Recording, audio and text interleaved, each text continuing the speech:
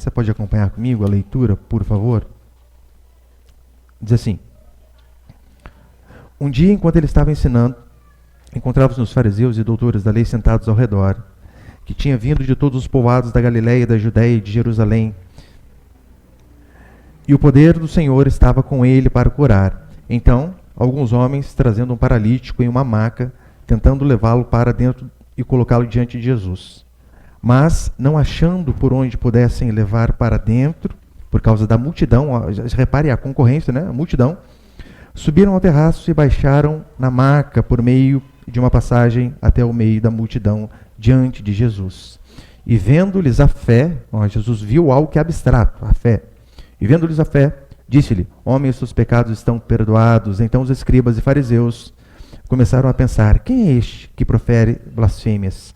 Quem pode perdoar pecados a não ser Deus? Percebendo, porém, os seus pensamentos, Jesus lhe perguntou: por que pensais assim no coração?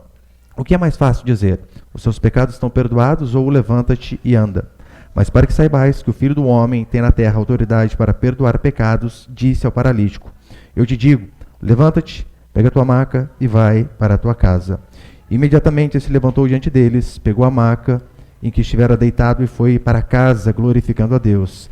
E maravilhados, todos glorificavam a Deus e cheios de temor diziam: hoje vimos coisas extraordinárias. Até aí, meus queridos, olha para cá, por favor. Para que eu e você venhamos entender melhor este texto, é necessário que venhamos a lembrar das histórias que vieram antes. Você lembra que Jesus ele fez, né, os discípulos fizeram aquela pesca maravilhosa, onde Pedro passa a noite inteira sem pescar, e então Jesus diz para ele: olha, joga aqui. Diante daquele fato, Pedro tem um relance, tem uma revelação de fato de que ele não era apenas o filho do carpinteiro, que Jesus era Deus. Logo depois, domingo passado, nós vimos a questão do leproso, um homem que não se aproximava de ninguém, que não podia ter contato com as pessoas. Ele era afastado até mesmo dos seus parentes, não podia cultuar a Deus, e então ele quebra o protocolo, vai diante do Senhor, e o Senhor pergunta para ele: o que queres que eu faça? E ele: eu quero ser curado. E então ele é curado. E então depois nós vemos aqui essa história sobre este homem que não conseguia andar, sobre este paralítico, talvez esteja assim aí no subtítulo da sua Bíblia.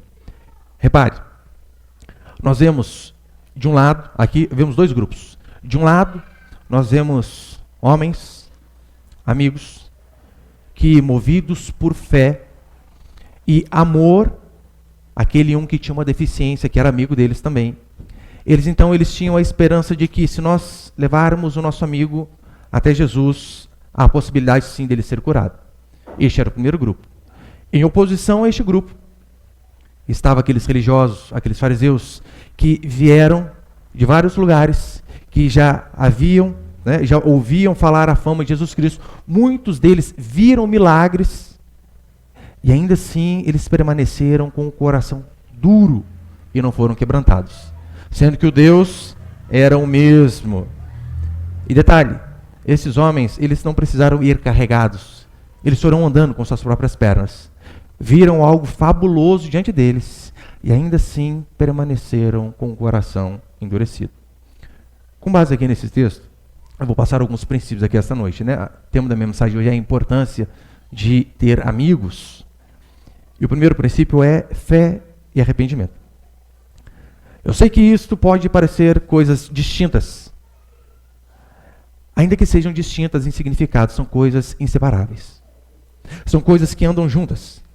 Arrependimento é de fato você reconhecer o seu pecado.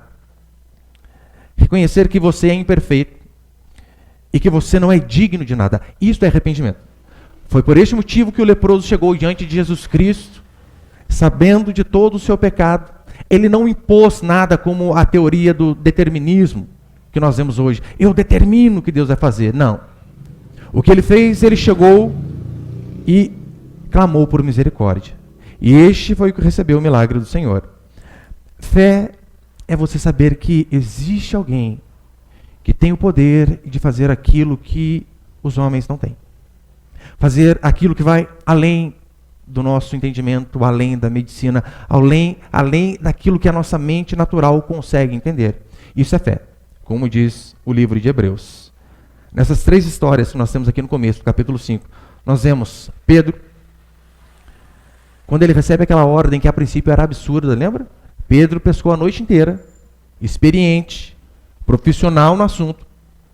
E então, depois de uma noite inteira pescando, o Senhor diz: Pedro, joga a rede aqui. Olha o que Pedro diz, com toda a sua experiência em pesca. Senhor, nós não pescamos a noite toda. Tem até um motivo para pescar à noite. Por isso que você vê muitos pescadores que vão à noite, porque o peixe, as marés, tem umas implicações em relação a isso. Pedro diz: pescamos a noite inteira. Mas, todavia, entretanto, sobre a tua palavra nós lançaremos a rede. E então, quando ele vê aquele milagre, olha a reação de Pedro: afasta-te de mim, porque sou pecador. Ele vê que Jesus é Deus. E a primeira reação que ele tem é de enxergar a si mesmo. Nós temos um encontro com a santidade, com a divindade do Senhor. E automaticamente, o que nós fazemos é olharmos para nós. O leproso foi do mesmo jeito. Ele se ajoelha em sinal de arrependimento. E ele diz: Senhor, tu podes. Ele estava ali expressando a sua fé. O Senhor tem poder. Basta o Senhor querer. E aqui o paralítico também. Ele é levado por seus amigos, demonstrando que aqueles homens tinham fé. Eles acreditavam: não, se há uma possibilidade, nós iremos crer. Então vamos atrás dele. Então, quando Jesus disse para ele: os seus pecados estão perdoados, demonstrando que ele também tinha se arrependido. Lembra aquele exemplo do ladrão na cruz? Eu sei que hoje em dia as pessoas dizem: havia 2 ladrões, o bom e o ruim. Meu irmão, não existe ladrão bom. Paciência. Não existe ladrão bom. No Evangelho vai dizer que no começo os 2 praguejavam. Os 2 falavam mal. E então, num lapso de revelação da divindade do Senhor, um daqueles ladrões diz assim: nós merecemos estar aqui. Dizendo para o outro: este daqui não. Ele não fez nada. E então ele diz: Senhor, lembra-te de mim quando vieres no teu reino. Ou seja, ele mesmo, ali sendo punido por conta do seu pecado, ele teve a plena consciência de que Jesus Cristo era poderoso. É por este motivo que só pode dizer: tudo posso nele, aquele que primeiro olha para si e diz: nada posso em mim. Quando nós dizemos que podemos tudo no Senhor, a primeira implicação é: nós não podemos tudo. Foi o que eu preguei domingo passado, lembra? Nós não podemos tudo, ainda que você se dedique, ainda que você seja inteligente, ainda que você seja uma boa pessoa, um bom funcionário, alguém dedicado. Nós somos limitados como seres humanos. Um exemplo disso é a enfermidade. Não há dinheiro que faça, às vezes, um ator voltar de um entubamento. Assim como acontece com o pobre. Nós não podemos tudo. Você não pode tudo. E você saber que você é limitado, isso é libertador. Libertador.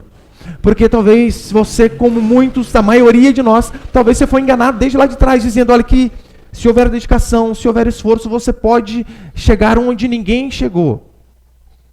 Não, às vezes você não pode. Somos extremamente limitados como seres humanos. Você saber disso vai levar você a ser frustrado, pode ter certeza. A fé verdadeira não é apenas dizer: Jesus é Deus. Os demônios acreditam dessa forma. E de forma correta. A fé verdadeira, ela passa assim, por dizermos: Ele é Deus e Todo-Poderoso. Eu não sou poderoso. O maior ídolo que tem em nossa vida não são imagens feitas de gesso, de madeira, mas somos nós. O dia que você chegar diante do espelho e olhar, você vai ver que ele, esta pessoa que está de frente com você, este é o maior concorrente do Senhor. Você, eu, nós somos assim. Primeiro precisamos saber que somos extremamente limitados e para isso é necessário arrependimento e fé. O segundo, nós vemos que neste texto ter amigos é milagre. Milagre mesmo. Repare, o milagre não começa quando Jesus diz: levanta, toma o teu leite e anda. O milagre começa quando 4 amigos decidem pegar aquele homem incapacitado. Não, ele não tinha cadeira de roda para ir. Era só maca na época. O milagre começou lá atrás, quando 4 amigos pegam aquele rapaz, decidem carregá-lo nos braços. A Bíblia não diz exatamente quanto era a distância, mas carregar algum adulto, se você já teve essa experiência, você sabe, é muito difícil. Então eles levam este amigo lá. Para piorar as coisas um pouco, a Escritura diz que o lugar estava lotado. Muita gente. Tudo para que a fé daquele paralítico talvez fosse minada. Mas aqueles amigos disseram, vamos, a gente vai dar um jeito, a gente vai chegar lá. Você quer ver, de fato, a graça de Deus na sua vida? É fácil. Quer ver Deus se manifestando na sua vida? Basta você virar a cabeça um pouco para o lado e olhar pessoas. Pessoas são a manifestação da graça de Deus em nossas vidas. Talvez você fique aí, o meu sonho é ver um anjo, porque principalmente o povo pentecostal deixa a gente talvez com isso na cabeça, né? Como será que é? Às vezes o anjo ele vem com 2 pernas, 2 braços, cabelo, olho, e passa na nossa vida e às vezes nós nem percebemos. Nós vivemos num mundo em que as pessoas elas acham que elas podem fazer tudo sozinhas. Ledo engano. Não podemos. O ser humano ele não foi criado para ser sozinho. E eu não falo apenas de relacionamento conjugal. Nós precisamos de amigos, todos. Meu irmão, que graça que tem você ir comer pizza só. Assistir jogo de futebol sozinho. Tem coisa mais de louco do que isso? Meu filho é meio louco às vezes, né? Mas imagina, tá lá, o Corinthians faz gol. Tem ninguém. Daí o que ele faz? Ele sai na rua gritando, dá um doido lá. Para que alguém ouça. O ser humano ele tem essa necessidade de ter mais pessoas. Essa história de que você pode ser um crente sozinho é engano do diabo sobre a sua vida. Ele pare. As pessoas dizem, eu não preciso de ninguém.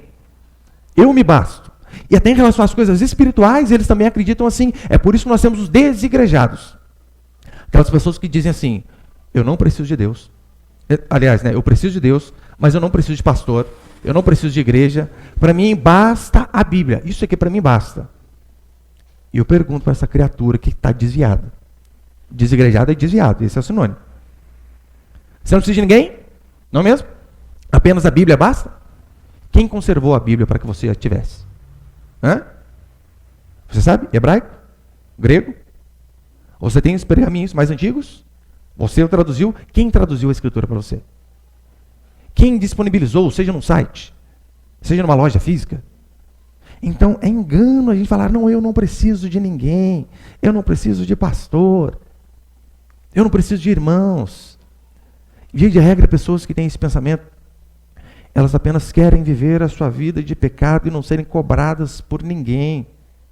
Porque se eu não tenho pastor, se eu não frequento uma igreja, se eu não tenho irmãos ao meu redor que me amam, amigos que de fato vão dizer, olha, você está neste caminho errado, volte para cá. Meu irmão, é isso que o ser humano quer. Ele quer pecar sem sentir culpa. Este é o desejo de todo ser humano sem Deus. Agora, quando Deus ele quer nos abençoar, sabe o que ele faz? Não, ele não manda dinheiro lá, via Pix para sua conta corrente. Ele coloca pessoas ao seu redor. Pessoas que são como estes homens aqui. Que ainda que você tenha um problema, ele diz, Jesus tem a solução. Vamos juntos. Ainda que você não tenha forças para caminhar, nós vamos te levar. Já aconteceu isso com você? Já foi esse amigo para alguém? É isso que a Escritura nos ordena o tempo todo. Então, quando Deus quer nos abençoar, Ele coloca pessoas ao nosso lado. Quando o diabo quer nos derrubar, sabe o que ele faz? Ele começa a enfiar na sua cabeça que você pode ser independente.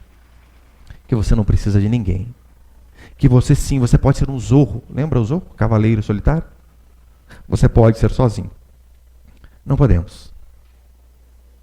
Você, meu irmão e minha irmã, você precisa ter pessoas ao seu redor.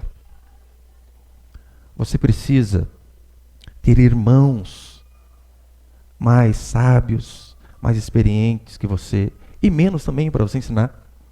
Você precisa ter gente ao seu lado. Você precisa aprender a se envolver na vida da igreja. Olha, eu fui católico acho que 21 anos. Você sabe, né? Você vai à missa, tem um monte de gente. Você entra, sai, não sabe quem é ninguém. Talvez nem o nome do padre você sabe. Eles não têm essa questão de comunhão. Cafezinho, final do culto, aleluia. Almoço para lá, churrasco para cá. Não tem. Benção, viu? Está no lugar certo. Eles não têm essa questão. Então eles pensam que isso é normal. Não é. O ser humano necessita disso. O que nós não podemos fazer é pegar essa tradição católica e trazer também para dentro da igreja. Sabe por quê? Meu irmão, é um privilégio você fazer um aniversário e ter gente para chamar. Chamarem você para ir para algum lugar. Estar junto com pessoas. Eu ia falar para você, isso aí é divino. Anteontem. O irmão liga para mim na hora do almoço e fala, pastor, estou assando uma carne aqui, dá para o senhor vir? Nem desligou o telefone, eu já estava lá. Rapidinho. Bicicleta, suando, de um jeito. Agora não por conta da carne, né? Senão você pensa que eu sou carnívoro demais. É bênção, irmãos. Gente do céu, tá junto com gente é maravilhoso. Daí o irmão tá falando, pastor, essa aqui é a parte boa de ser pastor. Eu falei, ainda bem que você conhece. Essa é a parte boa, mas tem a parte ruim também. Claro que tem. Mas olha que maravilha. Meu expediente comendo contra filé. Aleluia. A gente precisa ter pessoas ao nosso redor. A gente precisa de pessoas que se importam com a gente de verdade. Só que eu sei que você pode dizer, pastor, mas as pessoas erram, nos magoam. Isso é verdade? Claro que é. É tão verdade que você também é uma dessas pessoas. Ou você acha que você não magoa ninguém? Você acha que você não erra com ninguém? Apenas as pessoas erram com você. Nós erramos, mas ainda assim a Bíblia diz que devemos andar juntos. É preferível. Conta-se que uma vez lá na era glacial, os porcos espinhos estavam incomodados com a convivência, de ficarem juntos. Então eles estavam ali na sua toca, só que então, por conta do frio, eles se aproximavam mais e automaticamente um dava uma espetada no outro. Então teve um porco espinho que ficou bravo. Falei, não vou ficar aqui nesse lugar, olha o vizinho me espetando toda vez. O que ele fez? Vou sair. Saiu. Morreu congelado. Diante disso, a gente tem a escolha, né? Ou ficamos juntos, vivos, ainda que sofrendo uma espetada aqui e outra espetada ali, ou nos isolamos, sem ninguém nos espetar. Mas morreremos solitários, sem ninguém. É igual a Arca de Noé. Na Arca de Noé havia todo tipo de bicho. Se você tem 2 cachorros, você sabe da briga. Você imagina lá dentro. Você imagina o cheiro, 40 dias aqueles animais lá fazendo tudo lá dentro. Eles tinham a escolha. Ou suporta o cheiro do outro, ali era literal. Ou sai da arca, vai dar um tibum no dilúvio, morre. Essas são as escolhas que nós temos na vida cristã. Ou andamos juntos, ainda que às vezes feridos, ou decidimos nos isolar e sem ninguém nos espetar. A morte nos abraça. Espiritual e física também, com certeza. Igreja é Deus e gente, porque Deus habita em nós. Por isso aqui já é um teste pra gente. Meu irmão, você não consegue suportar o irmão aqui, o que você vai fazer com o irmão na eternidade? Se aqui, gente, eu não aguento esse pastor. Você vai aguentar eu muito tempo aí. Essa é a vida. Agora, há pessoas que se recusam a estar junto com outras, que se recusam a pedir ajuda. Se coloque no lugar desse paralítico. Ele precisou pedir favor, que é uma coisa mais humilhante do que pedir para alguém fazer algo por você. Pode reparar. Por mais que as nossas guias, tem essa entrada aí para cadeirante, coisa do tipo, às vezes. Só que no Brasil nada é nivelado, buraco para tudo que é lado. Quantas vezes eu já vi o cadeirante ele dá uma travada lá, daí alguém vai ajudar. Ele não quer ajuda. Não, basta estar aqui nessa cadeira. Eu dou um jeito e subo aqui. Por vezes nós somos assim. Às vezes nós estamos ali tropeçando, seja com uma finança ruim, seja com problemas no casamento, com problemas em relação à criação dos filhos. Só que a falta de humildade de pedir a um amigo ajuda, alguém mais experiente, o irmão mais maduro na fé, ou o próprio pastor, a gente prefere ali, não, vou ficar sozinho. Meu irmão, isso é coisa de criança. Já viu? Criança, quando está aprendendo a andar, ela já acha que é independente. Eu não lembro qual. Um dos meus filhos lá, né? Um dos 3. Daí, aprendendo a andar de bicicleta, daqui a pouco eu erro aqui, né? Aprendendo. Era isso aqui. Lembrei. Aprendendo a andar de bicicleta, daí você tira a rodinha, aí já pensa que ela é velocista, quer sair correndo.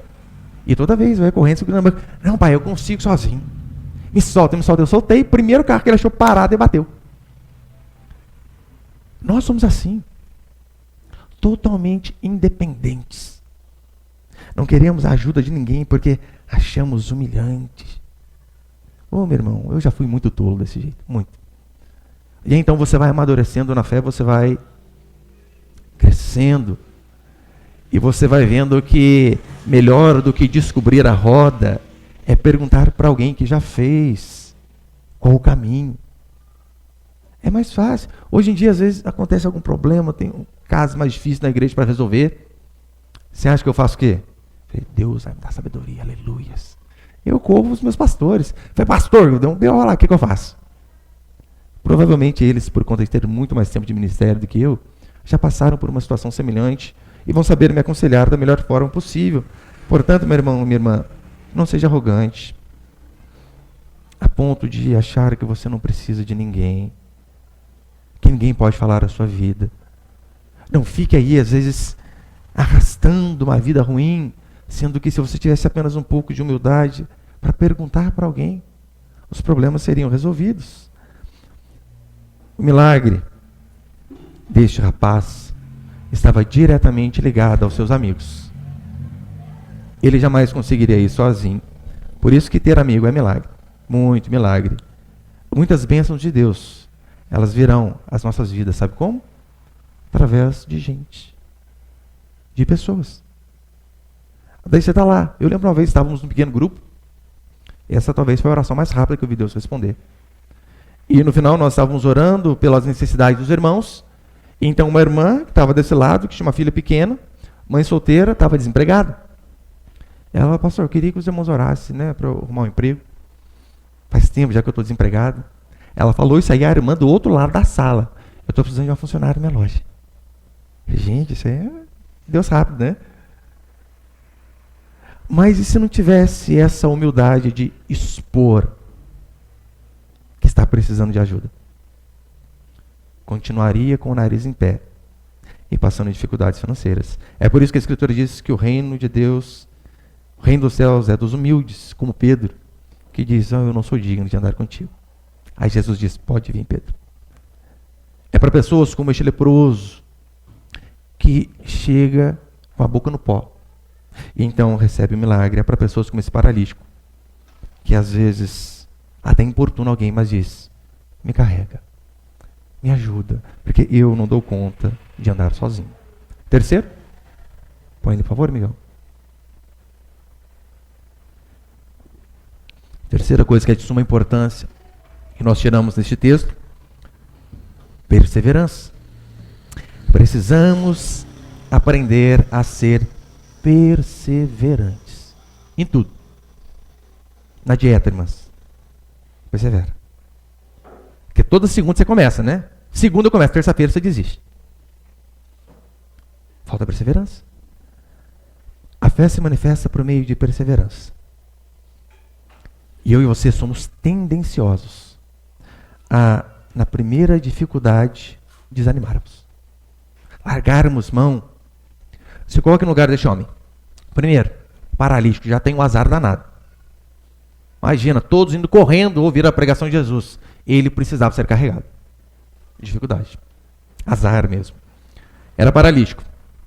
Para piorar a situação, ele chega ao culto, está lotado. Não tinha cadeira para deficiente. Tem absurdo, né? Hoje em dia, talvez, ele quase cadeia. Não tinha assento para deficiente. Não tinha rampa de acesso. Tudo corroborando para que ele chegasse ali e pensasse assim, não dá, não é para mim. Tá vendo? Vocês até se esforçaram, tiveram boa vontade, mas não é a vontade de Deus curar. Olha aí o exemplo. Me carregaram à toa. Eles não pararam por ali. Talvez eu e você teríamos parado. Eles não.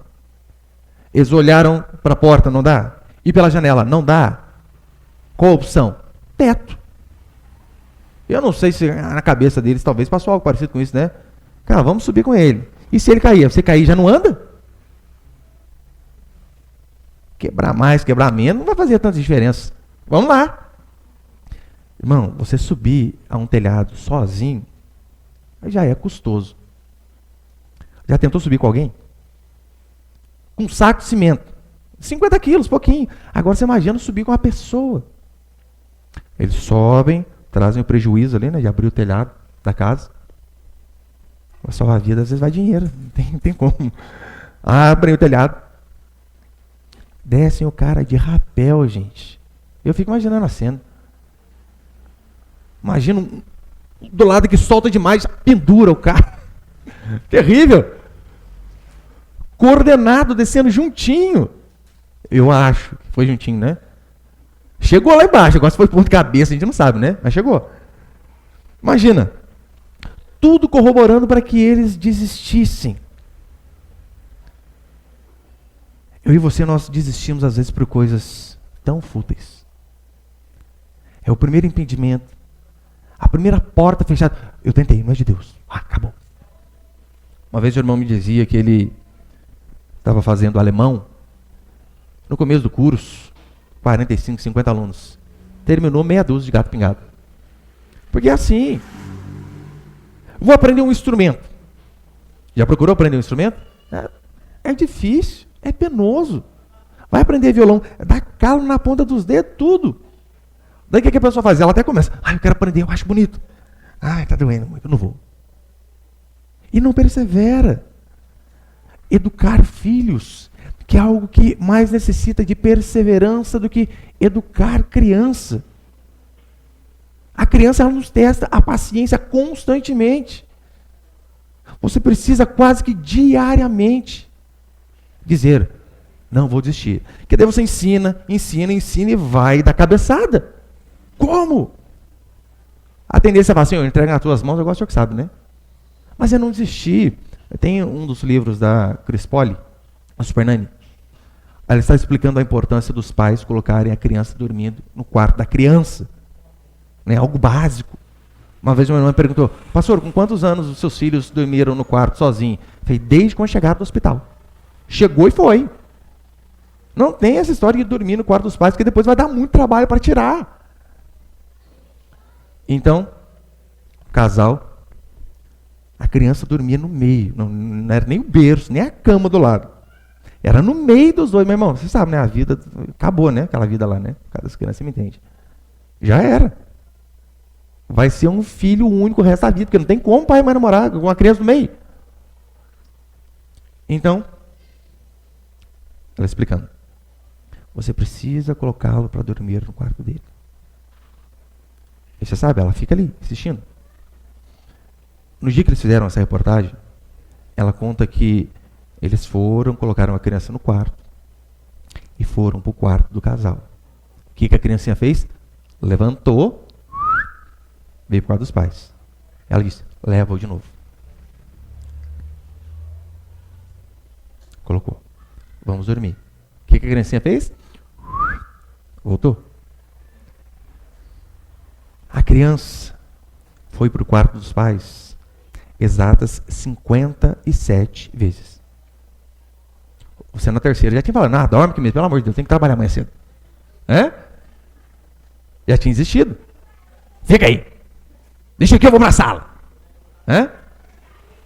Porque não perseveramos. Não perseveramos.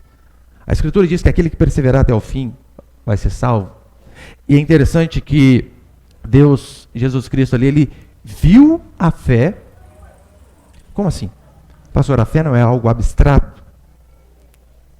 Não há uma imagem. É abstrato. Como assim Jesus viu? Ele viu a fé por meio da atitude. É assim que a nossa fé de fato é provada. Se temos fé ou não, isso vai ser provado por meio da nossa atitude. Tanto é que Tiago 2,18, Tiago diz assim: mostra-me a tua fé sem obras, e eu com as minhas obras te mostrarei a minha fé. Nós mostramos que temos fé através da nossa atitude. A nossa atitude é de fato a materialização daquilo que a gente crê. Então não adianta você falar, eu creio em Jesus Cristo. Mas você está assistindo pregação no YouTube, não vem para o culto? Que fé que é essa? Hebreus diz, não deixeis de congregar. Né? A fé tem que andar junto com as nossas atitudes. Quarto, já estou encerrando. Põe ele, por favor, Miguel. Quarto princípio, não há nada que convença um coração endurecido. É o que nós vemos em relação a esses homens religiosos que estavam aqui. A Escritura vai dizer que a multidão via aqueles milagres e a multidão ficou maravilhada. Maravilhada. Todavia, esses homens de coração duro, ao ouvir Jesus dizer, os seus pecados estão perdoados, eles questionaram, quem é este? Quem é este que perdoa o pecado? Esses homens religiosos, eles não precisaram ser carregados até Jesus Cristo. Eles vieram andando com as suas próprias pernas, mas com o intuito, não de fato de testificar, será ele o Messias que nós estamos esperando há séculos? Não, eles vieram ali, já com uma sentença pronta, apenas esperando algo em que pudesse acusá-lo de blasfemo. Eles não queriam saber se ele era de fato Jesus Cristo ou não, se ele era o Messias ou não.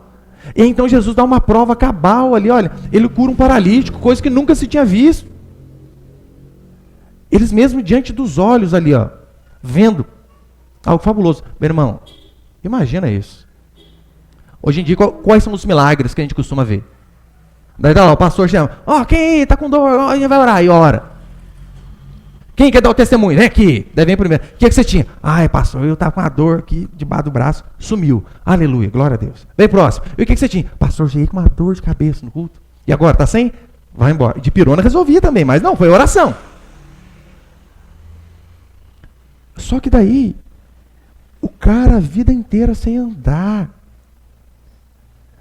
Um outro episódio diz que tinha um cego de nascença, gente. E eles vendo aquilo ali, e mesmo assim permaneciam com o coração endurecido. Jesus curava, dava sinais, cumpria as profecias.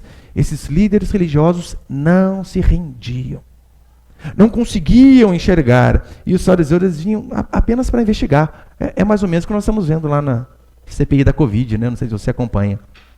Desde o começo eles já têm o veredito. Eles só querem achar algo para incriminar o presidente. Era o que esses homens faziam. Eles não estavam ali querendo saber a verdade, mas estavam atrás de um erro e tentaram de todas as formas. Falaram a respeito de César. Não, o que o seu mestre diz de imposto? Trazem a mulher em flagrante adultério. E o que o seu mestre diz a respeito disso? Queriam pegar em algum erro de qualquer jeito. Não conseguiram. A Bíblia descreve que esses homens eram invejosos. Invejosos. Porque nunca se viu aquele poder como eles estavam vendo. Eles eram invejosos. Amantes do poder. E é claro, eles viam na pessoa de Jesus Cristo o impedimento para que eles pudessem continuar a sua vida de pecado. Como? A gente tem que matar ele, porque ele fica nos acusando do nosso pecado. Então, em vez de mudarmos aquilo que nós não queremos, vamos calar essa voz. Não foi exatamente isso que fizeram com João Batista? Herodes estava lá no pecado, no adultério, e em vez de se arrepender e mudar, o que ele faz? Arranca a cabeça de João Batista. Mas a verdade, ela permanece. Agora, o ser humano ele é assim. Quando ele está no pecado, ele sempre procura um álibi, algo que corrobore com as suas atitudes. Ele dá um jeito, nem que seja ali na Bíblia, né? Ele começa então a ver a Bíblia de uma forma mais progressista. Ele começa a não crer mais na inerrância da Escritura, mas ele diz assim, olha, a Bíblia, ela não é a palavra de Deus, mas ela contém a palavra de Deus. Se você vê alguém afirmando isso daí, corre que é um desviado que está dando jeito de confirmar o seu pecado. Por quê? Qual é a diferença? Quando nós falamos a Bíblia é a palavra de Deus, nós estamos dizendo que toda a Escritura, toda, sem exceção. Quando as pessoas dizem que a Bíblia contém a palavra de Deus, elas estão dizendo que há partes que de fato foi Deus quem mandou, outras não. Então eles veem aquele mandamento de Paulo, quando ele escreve a Timóteo dizendo assim: não permito que a mulher ensine nem exerça a autoridade de homem. E então eles olham aquilo ali. Essa é uma das bases que nós temos para sermos contra o pastorado feminino ordenado. Não existe na Escritura. Antes de 1850, antes do movimento feminista, nunca existiu, né, mulheres liderando na igreja. Então nós citamos lá, olha, o Antigo Testamento não há uma sacerdotisa sequer, a não ser de Baal. E quando você pergunta, olha, não tem uma pastora no Antigo Testamento, e eles têm a cara de pau, a audácia de falar, tinha Raquel, né? Gente, Raquel era pastor de bicho, a não ser que você seja um animal, né? Daí não há problema. E então a gente começa a dar esses argumentos, eles dizem assim: mas isso que Paulo disse, não foi Deus quem disse, foi a opinião de Paulo. O Antigo Testamento é diferente do Novo. E o contexto que Paulo citou ali era totalmente diferente. Meu irmão, isso é apenas desculpa para fazer aquilo que é errado. Em vez de falar assim, eu me arrependo. Uma irmã uma vez mandou para mim lá: pastor, eu sou pastora. E eu realmente, eu ouvi a pregação, eu li o que o senhor escreveu aí. Ai, meu Deus, o que eu faço agora? Deixa de ser. Chega lá na frente da igreja e fala assim: eu estou no pecado, não existe pastora. Chame só de irmã. E a coragem, hein? Mas precisa tomar atitude em relação ao erro. Esses fariseus, eles estavam desqualificando Jesus porque eles queriam permanecer no seu pecado, não queriam mudar em nada. Então, para pessoas que têm o coração endurecido, não há igreja boa o suficiente. Não há pastor bom o suficiente. Sempre vai ter alguém que arruma problema. Ele sempre vai achar um defeito. Sempre vai achar. A música é muito alta. Não gostei. Guitarra, gente, já viu culto com guitarra? Tem gente que acha que é do demônio guitarra. Então ele sempre vai achar uma desculpa ali, porque o coração dele que é endurecido. E para encerrar, põe o último ali, Miguel, por favor. O quinto e último.